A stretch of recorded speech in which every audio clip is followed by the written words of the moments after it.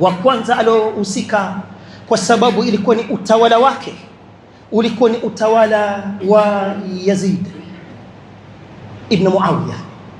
Yazid ni mtoto wa Muawiya, sahaba wa Mtume sallallahu alaihi wasallam. Yeye ndo alokuwa khalifa. Anaishi wapi? Anaishi sehemu za Suria, Dimashq ama Damascus.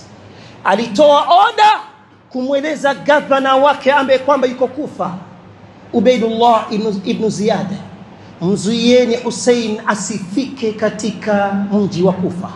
Ndio maana akazuiliwa nje ya mji, sehemu inajulikana kama Karbala. Wakati huo ilikuwa ni jangwa, akatengeza hema, akabakia sehemu ile. Yeye ndo alotoa amri mzuieni asiingie katika mji wa Kufa.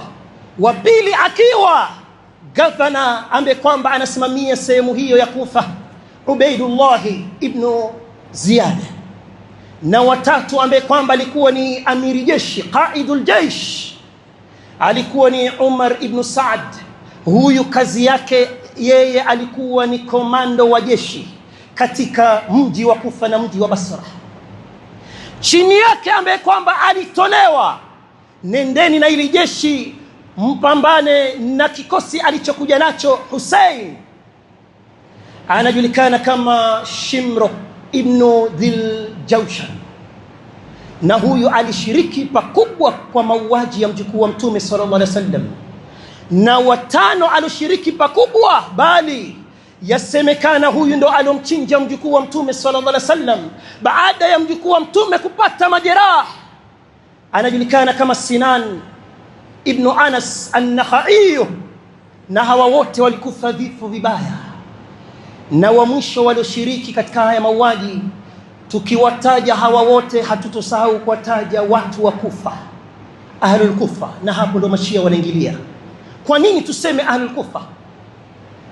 Hussein alikuwa katika mji wa Madina, ameketi kwa amani. Wakamwandikia mabarua zaidi ya mamia, njoo Kufa, njoo tutakuhami, njoo tutakupa bai'a, njoo tutakuwa na wewe. Hussein akamtuma mtoto ami yake anajulikana kama Muslim ibn Aqil, nenda hakikisha kama hawa ni wa kweli. Alipofika kule, naam, akapata kuna jeshi takriban 18,000. Akatuma salamu, njoo. Na huyu aliuliwa mwezi mmoja kabla kuliwa Hussein, tarehe 9 Dhulhijja.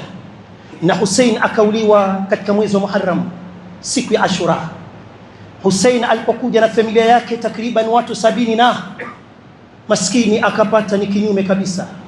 Hakuna yote ambaye kwamba alisimama upande wake, hatimaye akawa ni mwenye kuuliwa. Kila inapohitajika nani alichangia kwa njia moja ama nyingine, watu ambao kwamba walijihesabu kuwa ni watu wa nyumba ya Mtume hawatosalimika, na wao vile vile watakuwa ni wenye kutajwa walichangia kwa njia moja ama nyingine.